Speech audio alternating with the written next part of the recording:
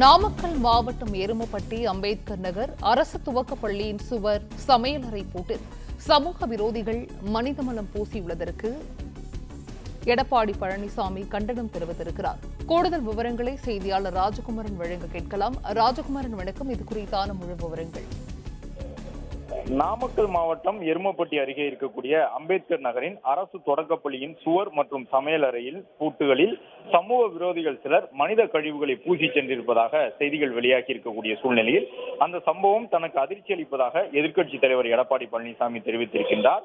இதுபோன்ற இழி செயல்களை செய்யும் அளவிற்கு சமூக விரோதிகளுக்கு தைரியம் வருகின்றது என்றால் இந்த ஆட்சியில் சட்டத்தின் மீதான பயம் குற்றவாளிகளுக்கு கொஞ்சம் கூட இல்லை என்பது தெள்ள தெளிவாகின்றது என்ற விமர்சனத்தை எதிர்க்கட்சித் தலைவரும் அதிமுக பொதுச் செயலாளருமான எடப்பாடி பழனிசாமி பதிவு செய்திருக்கின்றார். அது மட்டுமல்லாமல் ஏற்கனவே வேங்கை வயல் குடிநீர் தொட்டியில் மனித கழிவுகள் கலந்த இழி செயல் ஏற்பட்ட போது அதற்கான நீதியை இந்த அரசு நிலைநாட்டியிருந்தால் இன்று இதுபோன்று எருமப்பட்டி சம்பவம் நடந்திருக்காது என்றும் குறிப்பிட்டிருக்கின்றார்.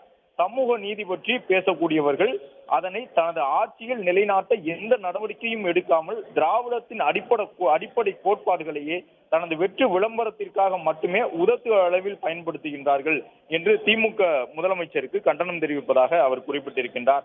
அரசு பள்ளி வளாகத்தில் மனித கழிவுகளை பூசியவர்கள் மீது உடனடியாக நடவடிக்கை எடுக்க வேண்டும். அவர்கள் கைது செய்யப்பட்டு சட்டத்தின் அதிகபட்ச தண்டனை அவர்களுக்கு கிடைக்கப் பெறுவதை முதலமைச்சர் உறுதி செய்ய வேண்டும் எனவும் எதிர்க்கட்சித் தலைவர் கூறியுள்ளார்.